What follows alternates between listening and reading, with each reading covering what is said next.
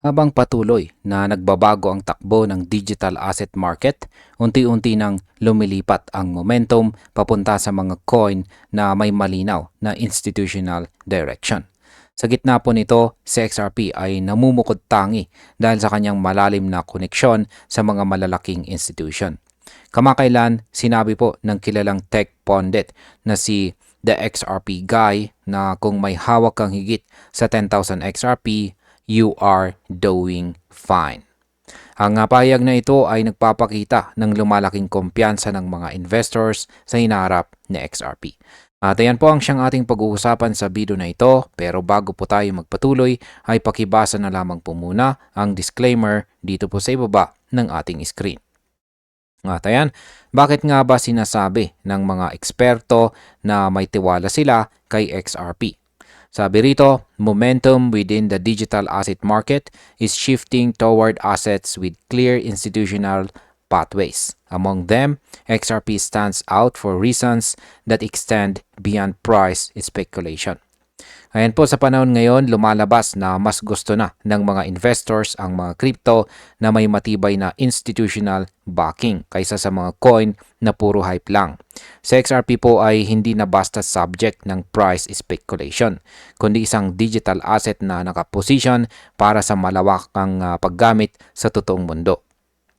Dahil sa koneksyon po nito sa mga bangko at korporasyon, mas nakikita po ng mga analyst na may long-term sustainability itong si XRP. Ang market impact po dito ay ang ganitong pananaw ay nagpapalakas ng tiwala sa market, kaya posible pong mas madagdagan ang mga bagong investors na bibili kay XRP habang mababa pa ang presyo. Ano naman ang ibig sabihin ng over 10,000 XRP and you are doing fine? Yan, sabi rito, a recent comment from the XRP guy who stated that anything over 10,000 XRP and you are doing fine reflects growing confidence among investors watching these developments unfold. Paliwanag po natin yung kanyang sinabi dyan.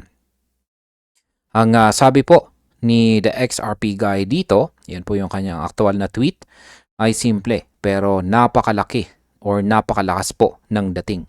Kung may hawak kang higit po sa 10,000 XRP, maituturing kang nasa maayos na posisyon bilang investor.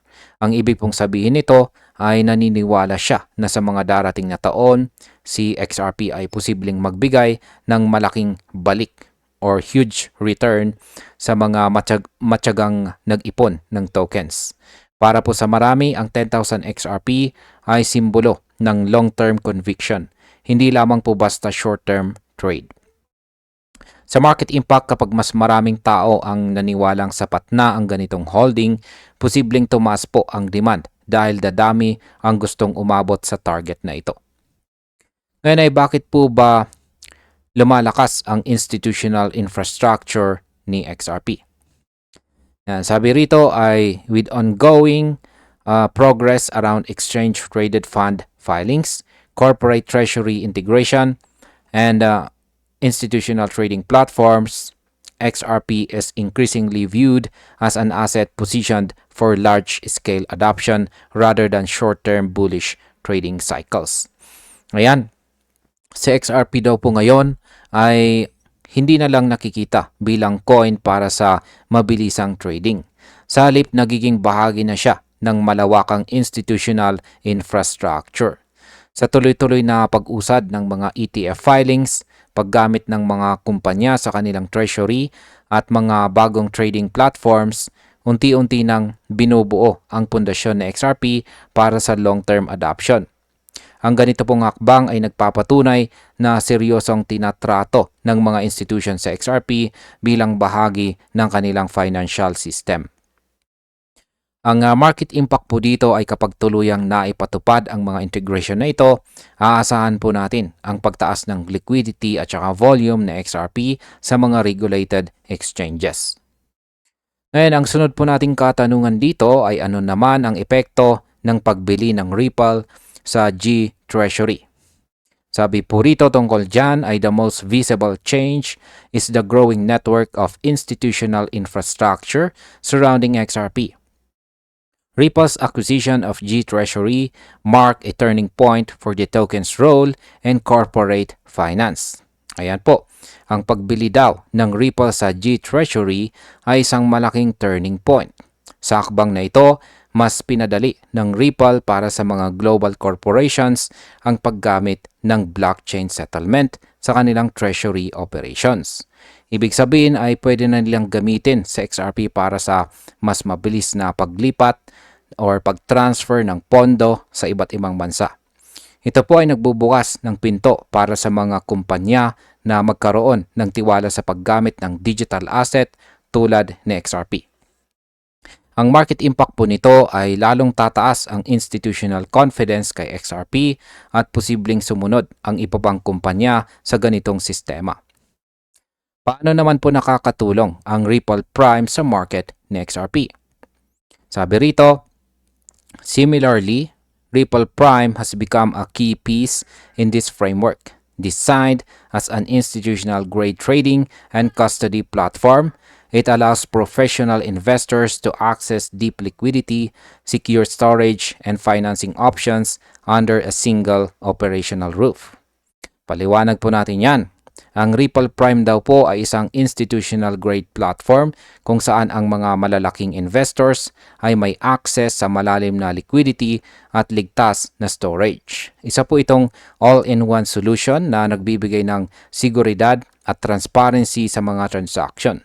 Sa tulong nito, mas nagiging madali para sa mga kumpanya at profesional na investors na pumasok po sa market na XRP nang hindi nangangamba sa volatility o risk sa custody.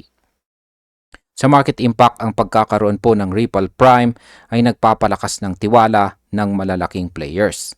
Kaya mas malaki po ang posibilidad ng pagpasok ng bilyong-bilyong dolyar sa ecosystem na XRP.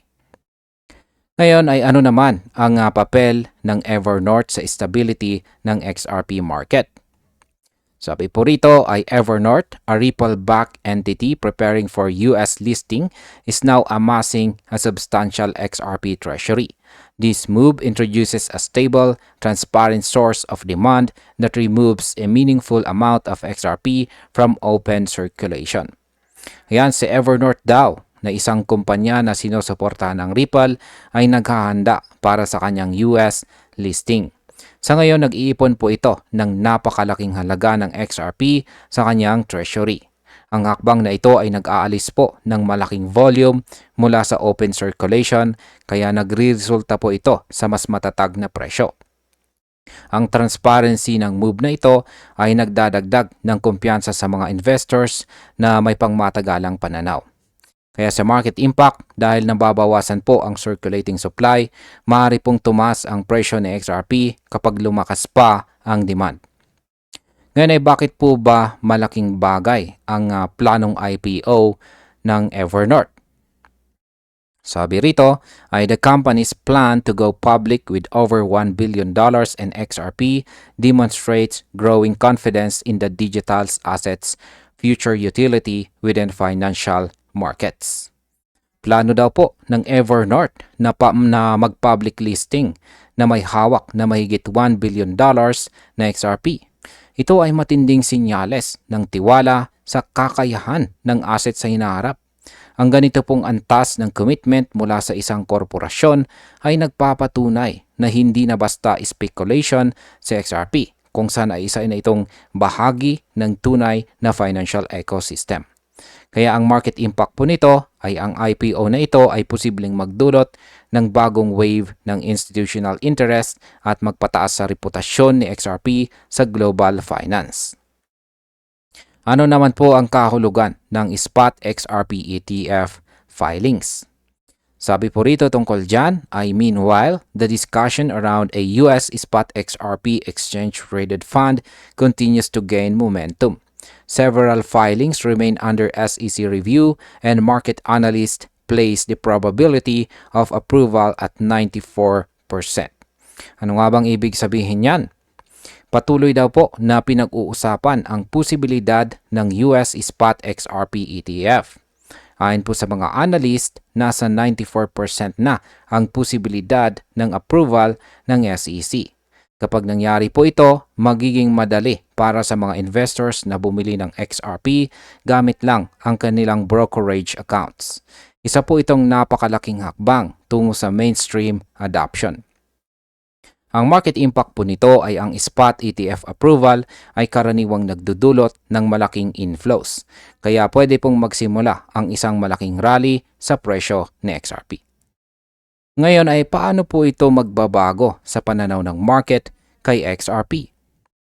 Sabi po rito ay the introduction of a spot ETF would provide investors with regulated access to XRP exposure through standard brokerage accounts. This development historically correlates with increased liquidity and market legitimacy for digital assets. Ayan po, sa pamamagitan daw po ng ETF, makakapasok na ang traditional na investors sa market na XRP nang hindi kailangan ng crypto exchanges. Dahil sa regulated po ito, tataas ang legitimacy ng XRP bilang financial asset. Ibig pong sabihin, unti-unti nang nagiging bahagi ng mainstream market sa XRP katulad po ni Bitcoin at Ethereum. Sa market impact, kapag nagkaroon ng ganitong klase ng access, mas dadami po ang kapital na papasok sa XRP ecosystem na maaari pong magpataas ng presyo sa medium term. Ano naman po ang ibig sabihin ng lahat ng ito para sa mga holders na XRP? Ayan, sabi ay together, these elements form a cohesive signal that XRP is transitioning into a mature financial asset. This convergence explains why community voices like the XRP guy have expressed confidence in accumulation and praised those who hold at least 10,000 tokens. Paliwanag po natin, ang lahat daw ng mga development na ito mula po sa ETF, institutional adoption, hanggang sa treasury integration ay nagpapakita na si XRP ay unti-unti nang nagiging isang mature financial asset. Kaya naman, marami sa community, kasama po si the XRP guy, ang nagbibigay pugay sa mga may hawak nang hindi po bababa sa 10,000 tokens. Para po sa kanila, ito po ay tanda ng matibay na pananalig sa long-term potential ng XRP. Sa market impact, kapag tumindi po ang ganitong pananaw sa community, lalong titibay ang support level ng XRP sa market chart. At bilang panghuli ay ang aking opinyon naman tungkol dito ay sa lahat ng ebidensya, malinaw na patuloy po ang paglawak ng ecosystem ni XRP. Hindi na siya simpleng altcoin na sinasabay lang sa galaw ni Bitcoin. Si XRP po ay nagiging pundasyon ng bagong sistema ng global finance. Para po sa atin bilang mga traders at investors, ang pagkakaroon ng malinaw na institutional direction ay napakalagang indikasyon ng long-term stability. Kung totoo po ang sinasabi ni the XRP guy, ang may hawak ng higit sa 10,000 XRP ay nasa magandang posisyon. Sa dami ng nangyayaring pagbabago at suporta mula sa mga institution, tila totoo nga na we're doing fine kung patuloy po nating hawak sa XRP sa ating portfolio. At ayan, hanggang dito na lamang po tayo sa video na ito mga ka-crypto. Maraming salamat sa panonood.